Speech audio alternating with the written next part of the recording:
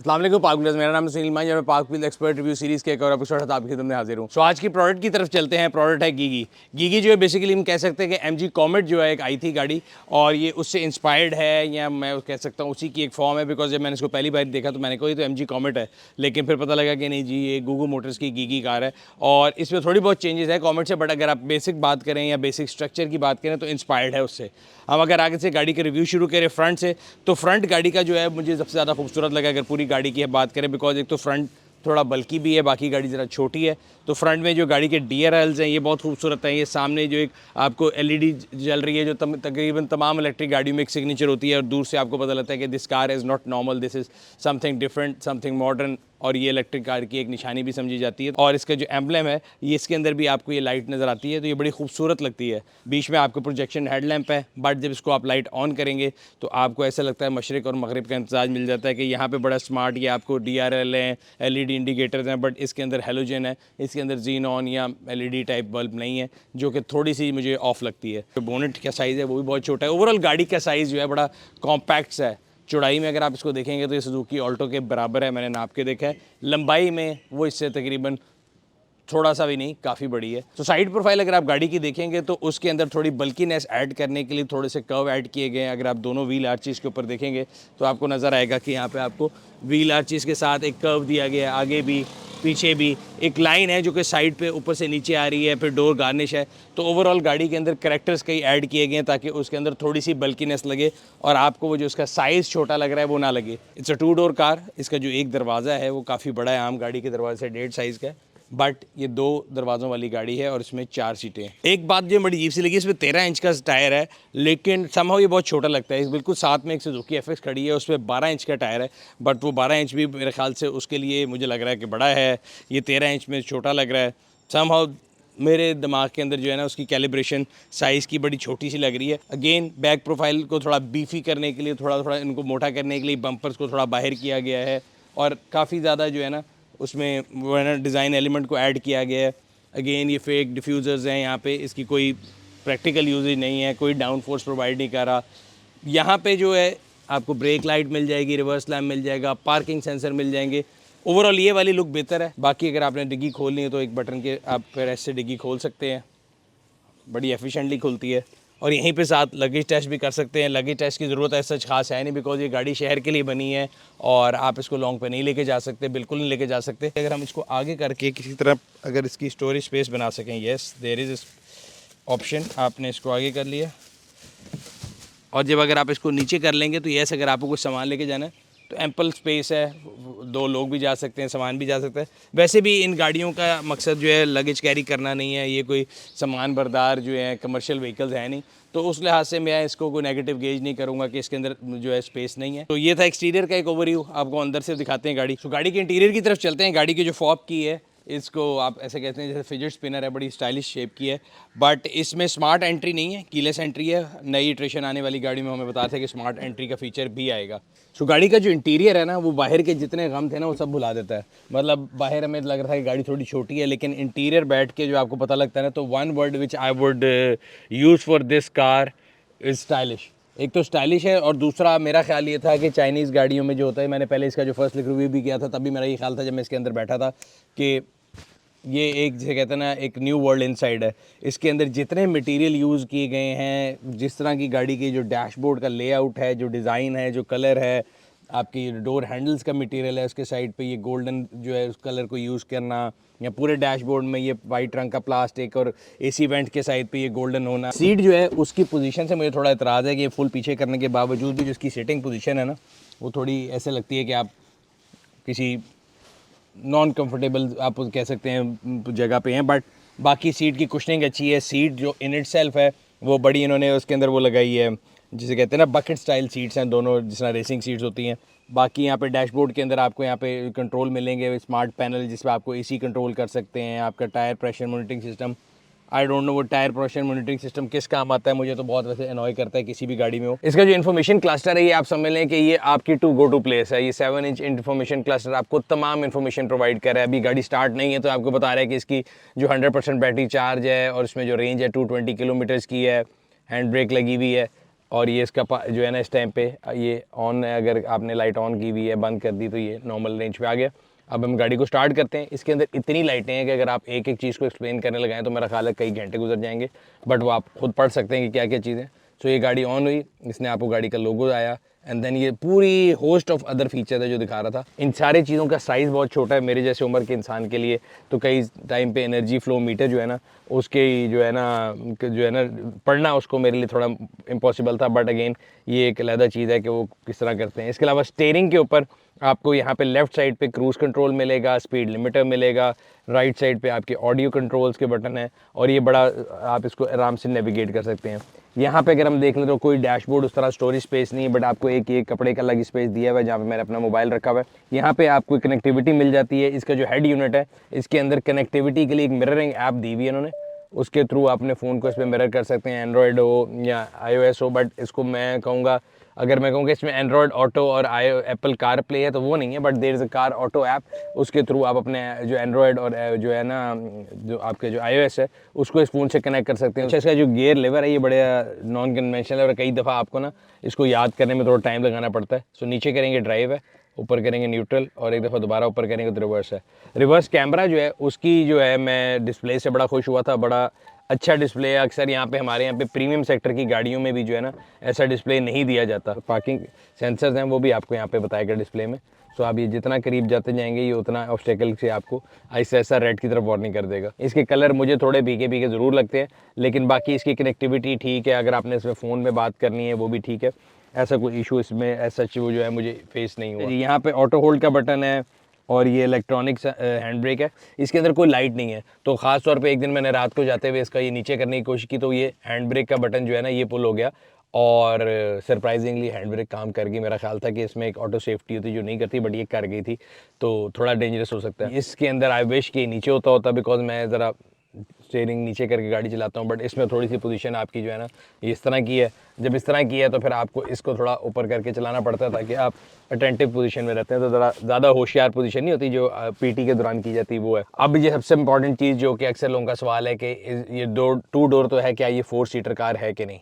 तो मेरे ख्याल से जो मैंने टेस्ट किया अभी आपको करके भी दिखा देता हूँ कि 4 एडल्ट जो है ना मुश्किल से पूरे आते हैं। मतलब अगर आपने धक्के से पूरे करने हैं तो फिर इस वाली पूरी सीट को आगे करना पड़ेगा आपको। आ सकते हैं छोटे कम्यूट के लिए, लेकिन बच्चों के लिए ठीक है बिल्कुल, बड़ों के लिए थोड़ा सा ट्रिकी है। मैं आपको करके भी दिखा देता हूँ। सो मैं आपको दिखाता हूँ कि इसकी पिछली सीट पे जो एंट्री है वो कैसे होगी। अच्छा, अगली सीट पे एंट्री एग्जिट मैंने करके नहीं दिखाया बिकॉज मैंने आपको पहले बताया था कि वो इतनी ऊँची है कि उसमें आपको कोई टेंशन नहीं है। सो इस सीट को आप आगे करेंगे। अब इसको अगर इसी ड्राइविंग पोजीशन में रखना है तो अंदर घुसना जो है ना थोड़ा मुश्किल है, लेकिन क्योंकि हमने आपको दिखाना था कि ड्राइविंग पोजीशन अगर वही रहे 100% जो कि मेरी थी तो फिर कैसे होगा। अच्छा जी, यहाँ से इसको नॉर्मल पे अगर ले आए तो जो मेरी नॉर्मल ड्राइविंग पोजीशन है इसमें पीछे जो है ना अगर मैं यूँ है तो यहाँ तो मैं ड्राइवर को ठुड्डे मारूंगा जिसको फील होंगे आगे से, और यहाँ पे मैं बड़ा फंसा हूँ। पिछली सीट की कुशनिंग भी अच्छी है, और अगेन अगर बहुत कोई नवाब ड्राइवर नहीं है, और मेरे ख्याल से इसकी ड्राइविंग पोजीशन अब मैंने इसको जहाँ पे किया है मैं आगे आके चेक भी कर लेता हूँ कि इसमें मैं कंप्रोमाइज़ तो नहीं है, एंट्री एग्जिट कोई इशू नहीं है। अब हम इसमें बैठ के देख लेते हैं कि मैंने इस सीट को आगे किया था पीछे वाले उसके लिहाज से, तो यस थोड़ा सा करीब हो गया है। अगर उसको ज़्यादा कंफर्टेबल करना है तो फिर बिल्कुल डैशबोर्ड में जाना पड़ेगा, फिर पिछले वाला का जो है कंफर्टेबल हो जाएगा, और अगर कॉम्प्रोमाइज़ करके ले जाएँ तो 4 लोग जा सकते हैं, बट एक कॉम्प्रोमाइज़ होगा। सो इस गाड़ी का जिस तरह मैं आपको बता रहा था कि इस गाड़ी के अंदर ऑप्शन जो है वो अंदर से इंटीरियर वाइज से उन्होंने फुली लोडेड रखी है और किसी चीज़ पे कॉम्प्रोमाइज़ नहीं किया। इसी तरह बहुत सी ऐसी ऑप्शन है जिनके बगैर ये कंपनी जो इस गाड़ी को लॉन्च कर सकती थी, लेकिन मेरा ख्याल से उन्होंने उसका बड़ा ख्याल किया है, और एक अच्छी चीज़ है, and credit should be given where it's due. So इस गाड़ी के अंदर बहुत सी सेफ्टी फीचर्स हैं, EBD है, ट्रैक्शन कंट्रोल है, 4 व्हील डिस्क ब्रेक है, ABS है, और ये तमाम चीज़ें इस गाड़ी की जो है ना स्टेबिलिटी को और इसकी सेफ्टी को बेहतर बनाती हैं। ख़ासतौर पे क्योंकि इसका साइज़ बहुत छोटा है। मैं पहले सोच रहा था कि इन्होंने ट्रैक्शन कंट्रोल क्यों दिया है और EBD की क्या ज़रूरत है, लेकिन जो मैंने इस गाड़ी को चलाया और मैंने देखा तो वो जो स्टेबिलिटी के जो फीचर्स है ना वो इस गाड़ी की जो रोड वर्दीनेस में और इस गाड़ी को रोड में चलाने के लिए जो ड्राइवर को कॉन्फिडेंस देते हैं वो बड़ा ज़रूरी है। इसका व्हील बेस कम है, कहीं भी आप घुसा सकते हैं गाड़ी, कहीं पार्क कर सकते हैं ड्यू टू इस साइज़। अगर आपने मोड़नी है और अगर आप गाड़ी चला रहे हैं और आप इसको मोड़ना चाहते हैं तो मेरा ख्याल है ये एक छोटी सड़क के ऊपर मैं इसको अगर अभी इस तरह सर्कल करूँगा तो ये पूरी गाड़ी मुड़ जाएगी जहाँ से आम गाड़ी नहीं मुड़ सकती, and I can go in circles and circles जो कि इसके जैसे शॉर्ट व्हील बेस का फ़ायदा है। अब ये देखें गाड़ी घूम रही है, एक ऐसी जगह जहाँ पे अगर आपको आम गाड़ी अगर चलानी हो तो ये आपको 4-5 दफ़ा रिवर्स करनी पड़ेगी, बट इसका जो टर्निंग रेडियस है वो बहुत अच्छा है। दूसरी चीज़, हमारे यहाँ सड़कों के ऊपर खड्डों की बात है, ये जब खड्डे आ रहे हैं, जब ये गाड़ी आई थी तो तकरीबन ये 100 के करीब चली हुई थी, अभी 700 किलोमीटर चल गई है। 600 किलोमीटर मैंने ये गाड़ी चलाई है, और इसके अंदर जो बेसिकली सड़कों पर खड्डों का जो रिस्पॉन्स है ना, वो मुझे लग रहा है कि बड़ी जल्दी जो है ना इसके अंदर से स्क्वीज जो नॉइज़ आ रही है ना अजीब सी, अगर आप ख़ास तौर पे खड्डों वाली सड़क पे चलाएं तो वो जो इसका ये सस्पेंशन में ना एक कड़कड़ शुरू हो गई है already. So I am not sure कि ये गाड़ी की जो सस्पेंशन है वो पाकिस्तानी रोड्स की बीटिंग कितने अरसे तक ले सकती है। 16.8 किलोवाट आवर्स की इसकी यूजेबल बैटरी है, और जो चार्जिंग रेंज जो इसने बेसिकली इन्होंने आपको क्रूजिंग रेंज दी हुई है, कंपनी का क्लेम है वो 220 किलोमीटर्स का है। अगेन कंपनी के क्लेम जो होते हैं वो बेस्ट पॉसिबल फॉर्मेट में होते हैं कि आप अकेले चला रहे हैं, आप गाड़ी को क्रूज़ पे चलाएंगे। अक्सर लोगों का सवाल ये है कि इस गाड़ी में क्रूज़ क्यों है, शहर के अंदर चलने वाली गाड़ी है। तो क्रूज़ इसलिए कि अगर आपने इसकी बेस्ट आउटपुट लेनी है तो आप इसमें क्रूज़ लगा देंगे और वो उसको आहिस्ता आहिस्ता आहिस्ता आहिस्ता एक्सेलरेट करता है, as oppose to a normal human foot, जो कि अगर आपका बड़ा हैवी फुट है मेरी तरह तो आप उसको एकदम दबाते हैं, एक्सेलरेशन लेते हैं, तो जितनी आप उसको दबाएंगे उतनी जल्दी वो बैटरी उसकी ड्रेन होगी और उसकी जो आपको रेंज है माइलेज की वो कम मिलेगी। सो क्रूज़ का फ़ायदा ये है। और मेरी कंपनी वालों से भी बात हुई थी, उन्होंने कहा जी हमारा जो क्लेम है कि अगर आप इसको क्रूज़ पे लगाएं और आप इसको चलाएं जो है मतलब 2 बंदों के वेट पे चलाएं और क्रूज़ पे चलाएं तो विद एसी उनका क्लेम था कि ये 200 करेगी। अच्छा, मैंने इसको 3-4 तरीके से चला के देखा है। अगेन मैं आप लोगों को बड़ी जिम्मेदारी से एक बात बताता होता हूँ, इसीलिए जल्दी से जल्दी में नहीं पड़ता। अब मैं जो आपको फिगर बताऊँगा कि वो 100% गारंटेड फिगर्स हैं और मैंने इसको डिफरेंट तरीके से टेस्ट किया। इसके अंदर बेसिकली 2 मोड्स हैं, एक नॉर्मल मोड है उस पर ये 85 तक जाती है, और एक स्पोर्ट्स मोड है जिस पे 110 तक जाती है इसकी टॉप स्पीड। स्पोर्ट्स मोड को छोड़ देते हैं क्योंकि स्पोर्ट्स के लिए गाड़ी बनी नहीं है, ना ये स्पोर्ट्स कार है। तो नॉर्मल मोड की बात करते हैं कि शहर के अंदर अगर आपने गाड़ी चलानी है और नॉर्मल मोड पे चलानी है तो आपको क्या रेंज मिलती है। सो मैंने इस पर कोई स्पीड लिमिट नहीं लगाई और 85 का जो इसकी वो है मैक्स स्पीड उस पर नॉर्मल चलाता रहा शहर में।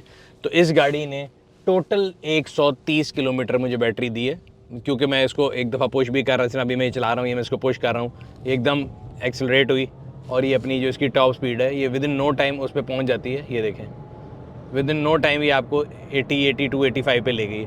इस तरह अगर मैं गाड़ी चला रहा हूँ शहर में, एक ब्रेकिंग भी हो रही है और एकदम एक्सेलरेट कर रहा हूँ और मैं ख्याल नहीं कर रहा कि मैंने टॉप स्पीड क्या रखी है, गाड़ी खुद ही अपने टॉप स्पीड पे रोक रही है, तो इस तरह की ड्राइविंग के अंदर इस गाड़ी ने मुझे 130 किलोमीटर की रेंज दी है शहर के अंदर। और एक होती है तमीज़ वाली ड्राइविंग, जो कि अगर आप कहते हैं ना कि आप एनर्जी कंजर्व करने पे जा रहे हैं और उससे अच्छी आप माइलेज इस गाड़ी से नहीं निकाल सकते, उसका तरीका मैंने ये किया था कि मैंने इसको 60 का लिमिटर लगा दिया था। मैं अब आपको गाड़ी उठा के दिखाऊंगा कि मैं इस तरह गाड़ी चलाई कि मैं इसको यूँ चला रहा हूँ कि बड़े आराम से मैं इसको एक्सेलरेशन, आप दोनों दफ़ा का फ़र्क देख सकते हैं कि पहले मैंने एकदम फुल दबाया हुआ था, अब मैं इसको आराम से लेके जा रहा हूँ। 60 का लिमिटर लगा हुआ है तो ये गाड़ी 59-60 के दरमियान खुद ही अपने आप को जाके लिमिट कर देगी। अभी देखें 59-60 पे 58, ये देखें यहाँ पे लिमिट होगी, ये 59-60 58 के दरमियान गाड़ी जो है ना वो स्ट्रगल करती रहती है, बट आपको उससे ऊपर नहीं जाने देती, बल्कि कई टाइम ऐसा लगता है कि शायद पीछे की तरफ को आ जाएगी।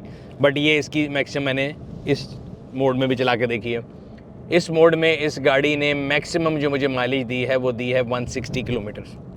सो मैक्सिमम 160, मिनिमम 130, दोनों बगैर एसी के, बगैर स्पोर्ट्स मोड के, ये इसकी प्रैक्टिकल रेंज आई है। अगर आप एसी चला लेंगे तो again it will come down at least 20%, तो एसी के साथ आप समझ लें 110 और 140 आ जाएगी, और बगैर एसी के 130 और 160 आई है। तो ये तो आ गया इसके जो है ना फिगर्स के, ये क्या माइलेज देती है।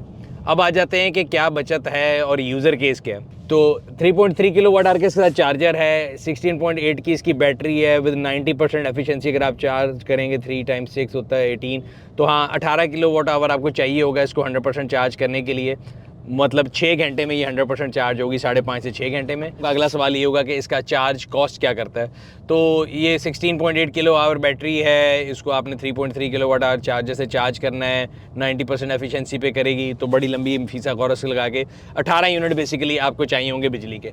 18 यूनिट अगर आज का रेट लगाएं जो मैं कैलकुलेट करता हूँ, मैं 70 रुपये कहता हूँ, क्योंकि उसमें नीलम जेलम फलाना सब कुछ चल जाता है, ये सरचार्ज टैक्स के ऊपर टैक्स। सरकार 50 रुपये कहती है, मैं कहता हूँ 70 रुपये पड़ता है। हम 60 पे कैलकुलेशन कर लेते हैं, तो 60 पे अगर हम कैलकुलेशन करें 18 यूनिट की तो 1098 यानी 1100 रुपये में ये गाड़ी चार्ज होती है। सो ओवरऑल अगर हम इसको राउंड ऑफ कर लें तो 1100 रुपये में ये गाड़ी तकरीबन आप समझ लें ऑन एवरेज 145 किलोमीटर चली, तो इसकी पर किलोमीटर कॉस्ट बनी तकरीबन 7.5 रुपीज़।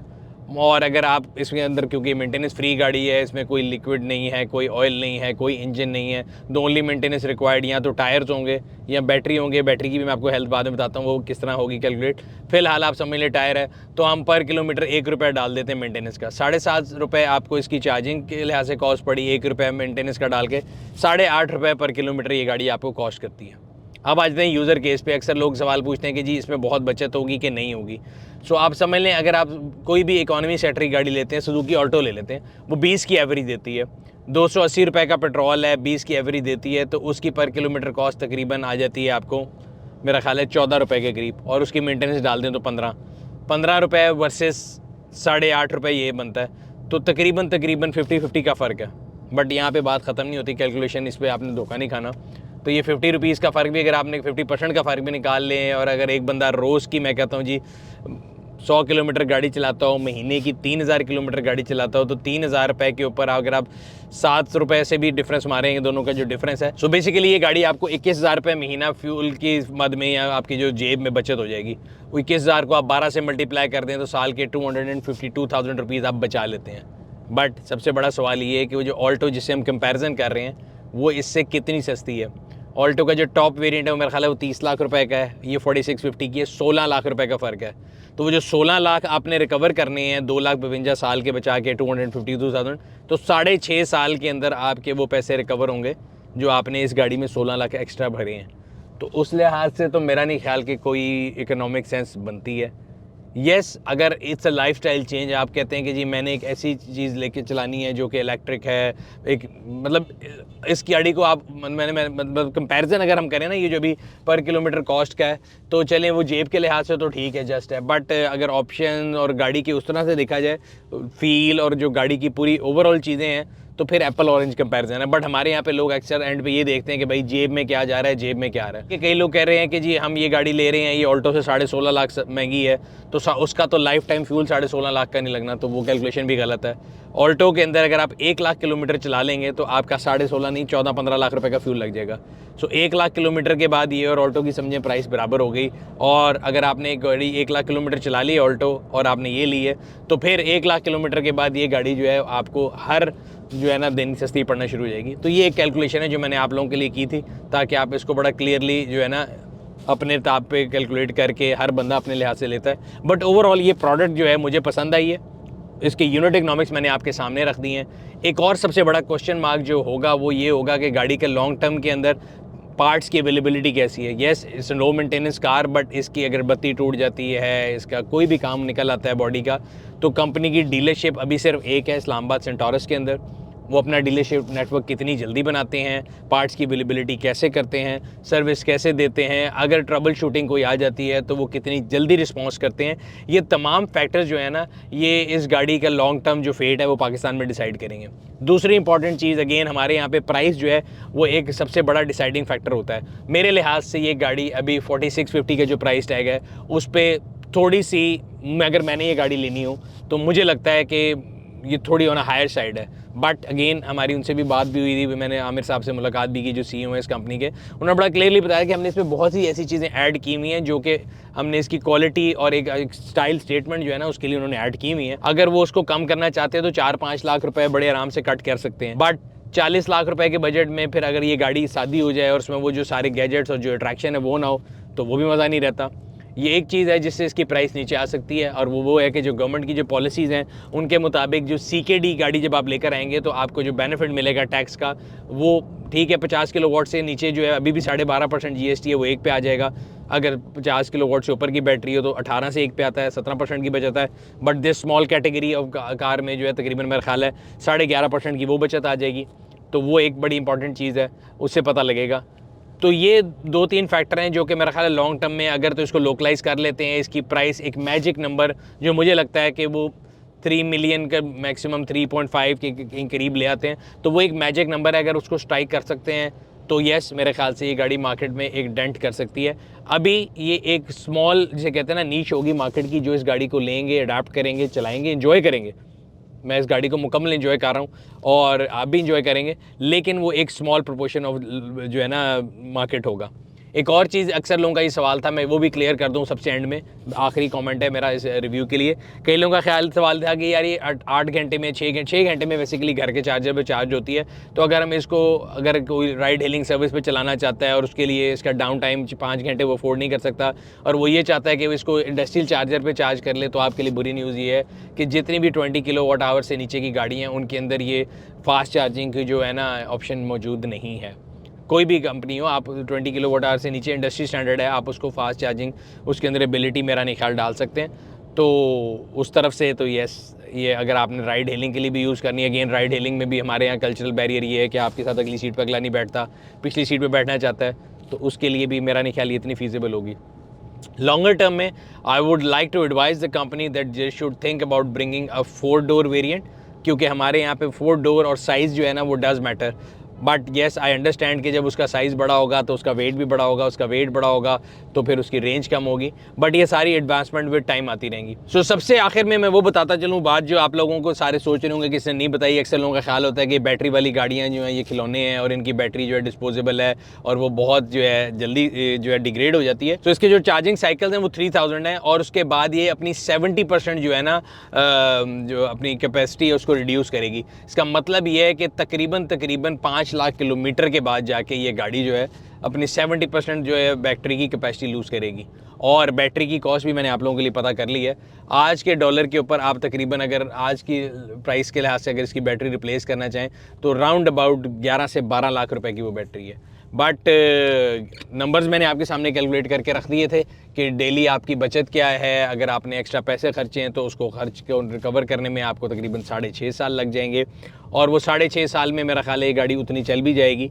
तो 6.5 साल बाद जब आप ऑल्टो के बराबर पहुंचेंगे तो जो आपका प्राइस डिफरेंस था जो आपने 6.5 साल में रिकवर कर लिया है तो फिर आपके सर पे ये 11-12 लाख रुपए की तलवार लटक रही होगी अगर आपने इसको 5 लाख किलोमीटर चला लिया। वैसे तो 5 लाख किलोमीटर मेरा ख्याल नहीं चल सकती, बट ये मैंने आपके सामने काफ़ी नंबर्स फेंक दिए हैं। इन नंबर्स के ऊपर आप खुद कैलकुलेशन कर सकते हैं। अभी ये जो सारी आप कैलकुलेशन कर रहे हैं मॉनेटरी बेनिफिट और ये वो, उसमें कहीं एक कैलकुलेशन ज़रूर रखिएगा कि ये जो एटमॉस्फेयर हमारे इर्द गिर्द स्मॉग मेरे और आपके बच्चे जिसमें सांस ले रहे हैं और हम लोगों को हर जब होता है कि जी हमारा AQI इतना ख़राब हो गया, तो अगर मैं और आप कोई भी इलेक्ट्रिक गाड़ी चला रहे होंगे तो उसमें कहीं ना कहीं ये स्मॉग को रिड्यूस करने में मेरा आपका हाथ ज़रूर होगा। वो एक अलग सवाल है कि इसके ऊपर भी एक बड़ी बहस है पूरी दुनिया में कि ये जो गो ग्रीन का नारा है ये फ्लॉड इसलिए है कि जब आप इसको चार्ज करते हैं तो जो चार्ज करने के लिए बिजली है वो फॉसिल फ्यूल से बनती है।